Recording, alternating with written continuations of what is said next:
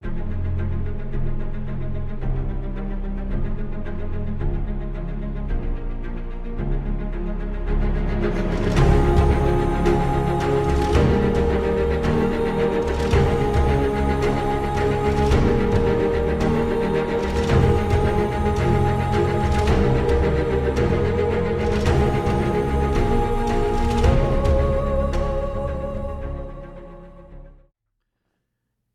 once more to Spore War After the War, our weekly analysis and retrospective series on the Spore War episode that hopefully you just watched of the Spore War Actual Play series that we are hosting here on Dungeon Scrawlers.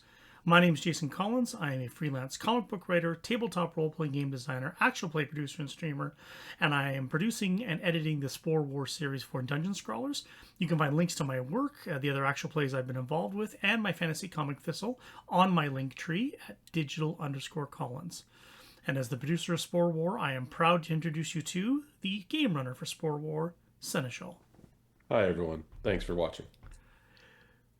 So through the magic of actual play production and streaming and schedules for the audience, this is a seamless week-to-week transition from episode 3 of book 1 to episode 4 of book 1, which we just finished recording a few moments ago. But for us, the behind-the-scenes crew of Spore War, it's been a little bit of a break. By the time you see this air, which is quite a bit away from when we record it, we have just all finished our sort of summer schedules, summer vacations, summer interruptions between weddings and children going off to school and summer vacations and just the busyness of life.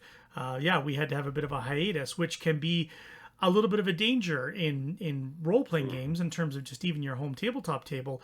When you lose that mojo, if you're fortunate enough to play week to week, and we know not everybody can always have that beautiful of a schedule, but any kind of a pause or break outside of your normal schedule risks everybody losing a bit of their mojo, losing a little bit of their magic and their engagement and their connection to their character, and remembering the details of which in this episode tonight there was a couple of refreshes about who was where and what they were doing.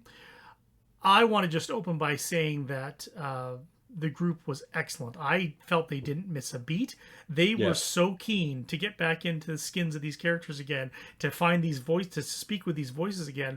I was so impressed that it was like, wow, I feel like I never even left. Like there hasn't even been a pause for us in the recording schedule, that they just hit the ground running. And that was just wonderful to see, because that means they love these characters and they're really enjoying this story. Yeah, I have to agree, and I'm really grateful for that as well. I think that you can lose momentum in a couple of different ways in a role-playing group. One is you lose players. If you have a long break, they've picked up other activities in their lives. That has happened to me. The other is you resume, but the campaign has lost its legs, and people want to try something else because they've lost the immediacy of what's back going to happen to. And the other is people can still be enthusiastic about the campaign, but they lose, as you said, they lose track of events and what's happened. Excuse me. Bless you. Absolutely. You're allergic to change, is what you're saying. You want things to stay the same. I get it. Exactly. But change was in the horizon, because what I also loved about this episode was that it was finally that opportunity and that responsibility, I guess, is even the way to phrase it, for these heroes of Green Gold who have used their martial prowess, their magical knowledge, their skills and courage to face enemies, foreign and domestic, as they arrived. But tonight they had to play the role of the diplomat. And what I really liked about this was that it was such a great sort of break from the traditional role-playing game action that you would see at a normal table, especially for characters that are not designed as social characters or diplomatic characters. And they have a chance to either be challenged in that moment, and good players relish that challenge, and like the fish out of water scenario where they have to adapt to their new surroundings, or trying to avoid saying anything at risk of saying all the wrong things. So it was just really enjoyable to both have a bit of a change of pace, have some great role-playing scenes, but also, man, I know there's a couple scenes you want to talk about, so I'm just going to pause in a second and let you do that. But there was just some great, you know, bartering and almost cajoling and attempts at intimidation, attempts at diplomacy. There was just some great, you know, pleading the case or making the argument, or perhaps even trying to goad the response of help from the various diplomats of all these other nations. A little bit of a geographic sort of crash course for new players to Galarian, or returning players to Galarian. You get a reminder of the Encarthan Sea and all the nations that surround it, all of their opposing and competing priorities that they have, and then Kionin trying to elicit aid in this dire moment from all those competing nations. I just really enjoyed all of that, and I really enjoyed how the players didn't shy away from those difficult scenes, knowing that in their character's voice, where their character isn't going to be the spokesperson for the group, but in a moment of choice has to either choose to speak or wants to speak regardless. Yeah, there is a really interesting aspect to this episode in that none of these player characters are face characters, the social masters of a situation. None of them are designed. There's no bard with a charming persona. What you have is a variety of characters who are one step away from that, and all of them have. Varen has got real knowledge skills that they can leverage, and has some diplomatic legs, and knows to say the right thing. Toad has the confidence and moral compass. Briala has some real cleverness to her. Jadior has, again, just a sheer presence and an impact. And Banda has some intimidation and a different approach to things, and usually will take that bad cop approach. And between all of them, none of them have that immediacy of, I'm going to engage first in a social situation. But they all have a way to do it. And because the players are so good, they can find a way to engage in a social situation, which isn't saying what the module expects, isn't saying the perfect thing, because their character wouldn't say that. Instead, they find their own way in their character's voice in this episode in particular to be persuasive in other ways. And they all did it today. Every single one of them. It was great. Stretching beyond the meta as almost as a not an inside joke, but an inside moment between you and I when we compare to our home table, I saw a lot of similarities in how these players approach these diplomatic moments, much like our home table does, because we've got strong role players at the home table. We've got mature role players at the home table. We've got people that are very creative and clever, as you say. But often it's never like the straightforward, I'm going to try and schmooze you or compliment you or praise you into aid. It's much more of a brute force.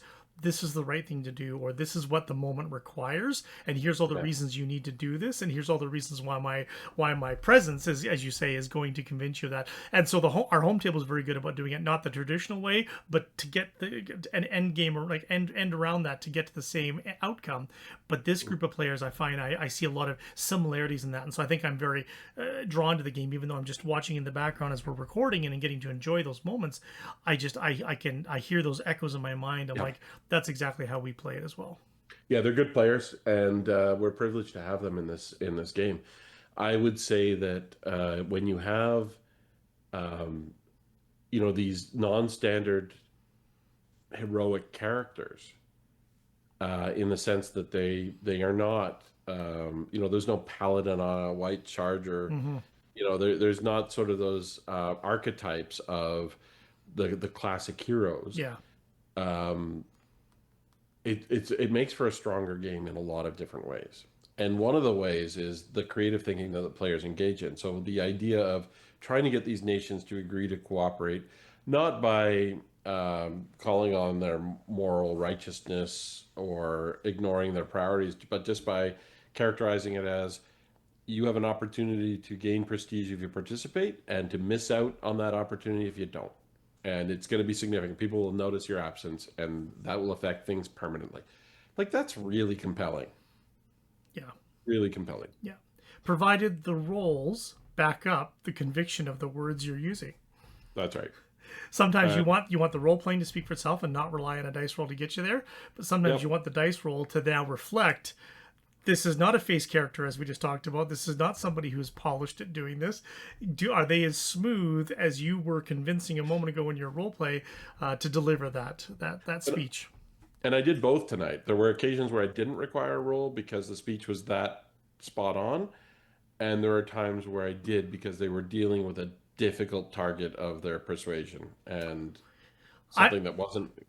Yeah, I know there's a couple of really good scenes that you want to talk about, but let's pause for just a second because I want to talk about this point just for a moment longer for both, new game runners, new game masters, inexperienced game masters. Let's talk about because role playing is a very difficult skill to develop and tone to keep at the table. Some tables are just for the laughs and for the humor, and it's all about having a good time, and you don't want to kill that vibe. But then it can be difficult to have a serious moment or for a role player to shine. I'm a role player at heart, and I've been a role player at a table that had the very casual vibe that people were not speaking in their character's voice. They were speaking as themselves, the player, saying, "I do this, I do that, I see this, I say that." And that's fine, but I would sometimes be reluctant to lean into my character and to really role play the moment, to get a bit dramatic for it, because it just didn't feel like it fit the vibe in the room at that time. Talk for a moment about, for game masters, and whether they want to encourage role playing, or if they've got both a mix of role players and then LORR players at the table. How do you balance that? And for a game master or game runner, how do you make the decision when to use the dice and when to let the role playing stand on its own legs?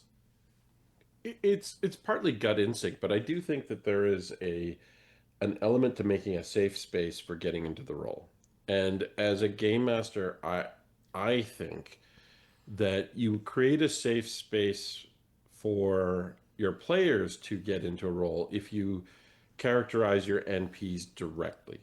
And sometimes you want to just go through something speedily. You're at a tavern, you want to buy some food. Okay, you're able to buy some food. And other times you want to bring the tavern to life. And so the guy's going to talk in an accent. It makes up silly accents or whatever you can do. Not everyone's a voice actor. I'm certainly not. You just do the best you can by putting yourself out there as a GM and being willing to take those risks. It invites the players to do the same thing. Taking those risks is a good way to phrase that, because that's exactly what it is. Because sometimes it's a risk with your friends in terms of that, but sometimes you're playing with a table of strangers, or it's a weekly pickup game that people can drop in and drop out, and it's a risk in terms of who shows up to the table that night, if it's at the local game shop or whatever you have going on. So that's actually a really great way to phrase it, because sometimes you'll get the good reaction, and sometimes there's players that have been waiting for that invitation, that if it doesn't come, they're not going to be the first one to jump, but when they get the invitation, there's something going to surprise you and really lean into it. Yep. Let's talk about players leaning into that then. Let's talk about a couple of the scenes tonight that really tickled your fancy. Everybody, of course, did a great job, but there was some really important one-on-one dialogue with the heroes of Green Gold as agents of the Queen and as these sort of undercover operatives who are trying to petition aid under the guise of just a social party, a garden party, and sort of a relationship building event with the other nations. Talk about a couple of scenes tonight that really stood out, and why they stood out to you in terms of how the game's progressed to this point. The one that comes to mind is when Toad was talking to the Rasmussen ambassador, and it was beautiful because he really was in Toad's voice. I don't know that he knew how it came across exactly. I don't know if Stephen knew how it came across, but it was just a blunt indictment, and combined with a frank open-mindedness that would have been really disarming to anyone. And the power of being in the character's voice, I think he got lost in it a little bit. Yeah. Which is fantastic. Yeah.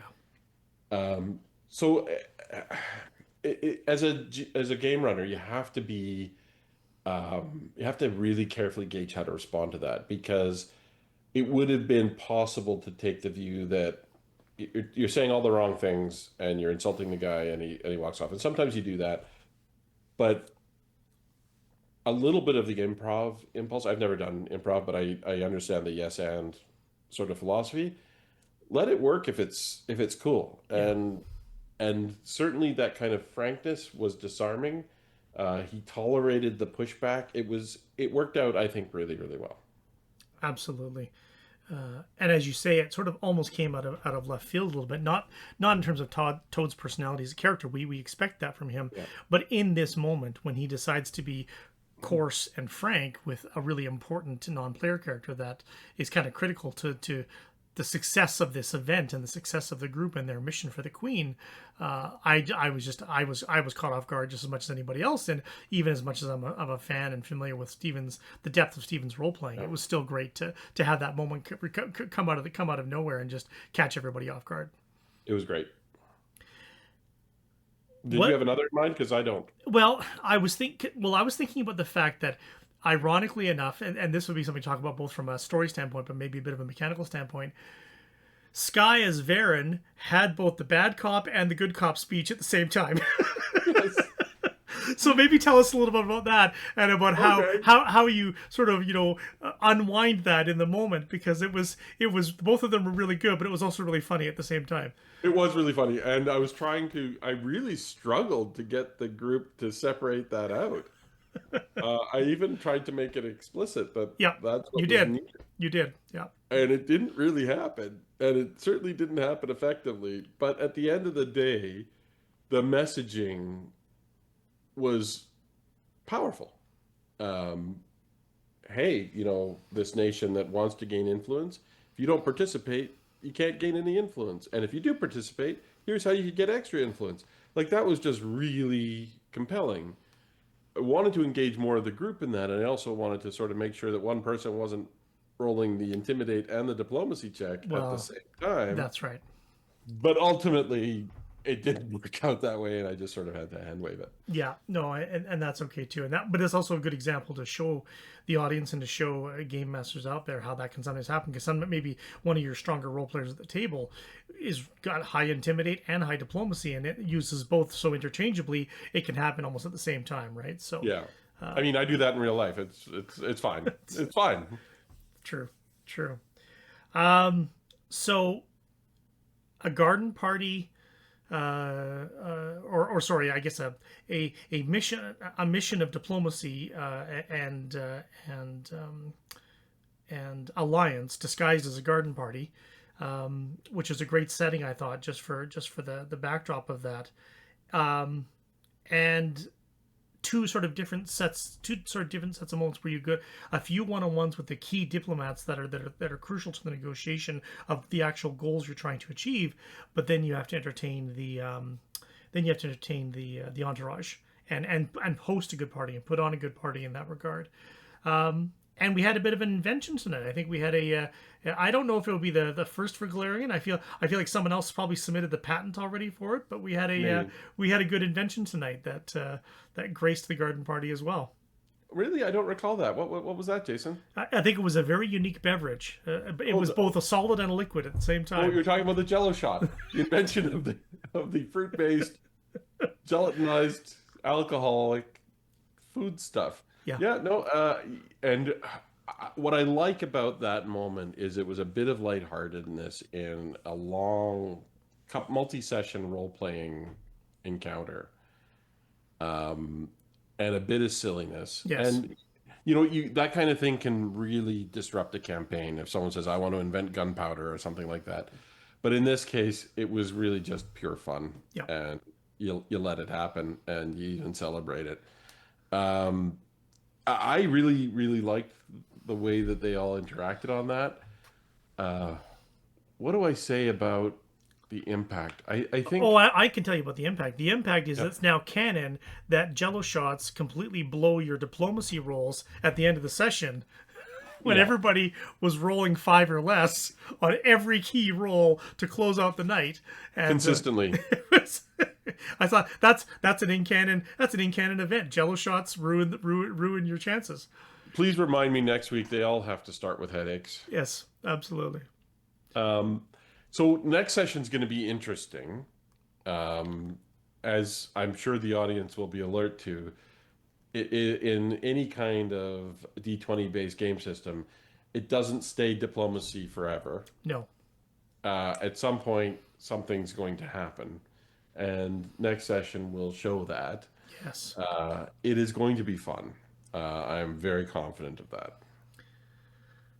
It is really good. I know there's. I think I know the event you're talking about, and it's a pretty pretty big development. I guess is the safest way that I can word that. Um, where would you say we are in book one? Because you and I have been talking about this a couple of times off camera about pacing and so forth, and whether you're skipping ahead or consolidating some of Yeah. the scenes. Will they get a level up in the next little bit? Is there are they getting, because I know in Paizo likes to do their adventure path design as you end a chapter. Often, if it's a multi-level sort of book, sometimes you'll level up at the end of a certain chapter, or is the level up at the end of book one? Is that the level No, up? I expect to level up at the end of the next session. Yeah, okay. I figured we were close, and so I wanted to ask you that question as well, Yeah, because that'll be exciting for them as well, because they've only done level jumps, and now they'll get to do a proper level up from that's right. 11 onwards. So that's just something to look forward to for them as Next well. time should be a really good session. I'm looking forward to it. I am going to be skipping over some of the content. There are a lot more of these, like the garden party is just one of like 5 or 6, I can't remember, events, and they're not all necessary, Yes. especially for a stream. We've got the idea. We've given them the opportunity. Having 4 more sessions of different competitions and events, and it's in my view, I would still maybe think about trimming it in a home game, but certainly for this format, I'm going to be trimming some of that, and get right to the good stuff next session. When we were sharing with the players that for our home table we just finished finally years into it due to pandemics and other delays, the Age of Ashes campaign.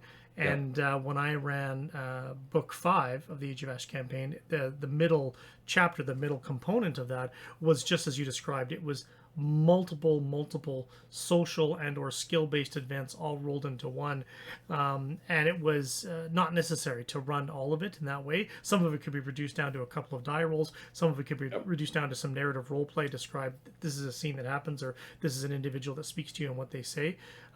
Because yeah, I didn't want to get bogged down in that, and it was taking away from the fun parts I knew were coming that I wanted to get to. And so for game runners out there, yeah, like don't be afraid to, if you see they sometimes give you a smorgasbord to choose from, and Yeah. it's not necessarily that you have to choose all of it, but it's to give you choice in terms of what you think is most interesting for your table, or just what is most interesting to the way the story has progressed. Because sometimes the story leans a certain way, and it makes more sense you would go with this NPC and this social event rather than another one.